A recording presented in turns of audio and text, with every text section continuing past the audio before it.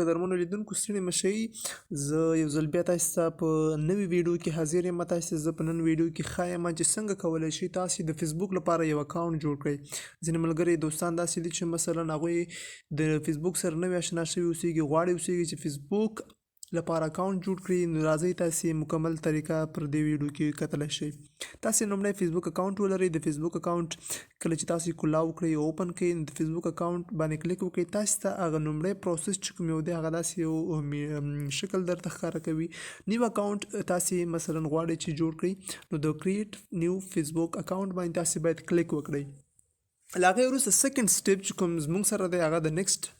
دلته ستاسې نه فیسبوک غواړي ستاسې د نوم په اړه پوښتنه کوي چې ستاسې نوم څه دی. نو نوم تاسې خپل ورکړئ. فرضاً زه د خپلې خوښې نوم ورکوم، تاسې مثلا خپل نوم ورکوئ.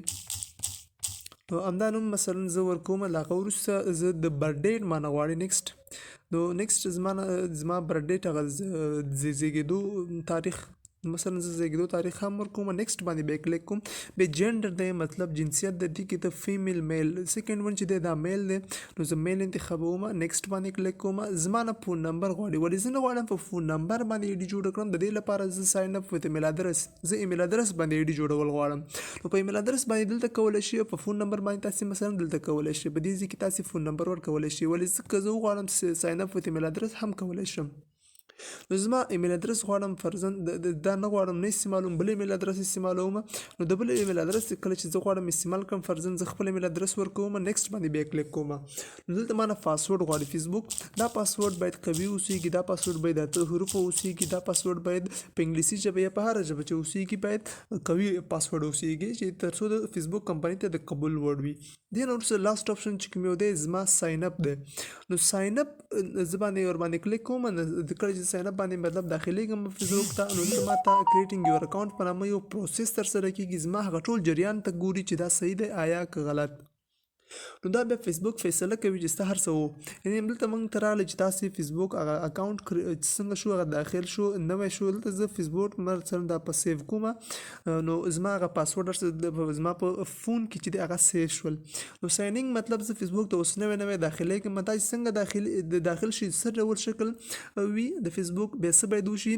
نو تاسې مثلا دلته ګورئ د فیسبوک زه داخل شوم. لومړۍ برخه چې ما نه غواړي هغه دا ده چې تاسو فوټو ولرئ، تصویر. نو تصویر دلته زما سره چوز فرام ګیلري نه هم کولی شم او ټیک فوټو د دې نه هم کولی شم. او که آیا نه غواړم چې ولګوم نو د سکیپ دغه کوم چې کوم بټن چې دی د سکیپ پر دې باندې کلیک کوم. نو سکیپ مطلب زه دا یو هم نه فرند کوم، د سکیپ باندې بیا کلیک کوم. نو دلته زما سکیپ بټن باندې کلیک کوم.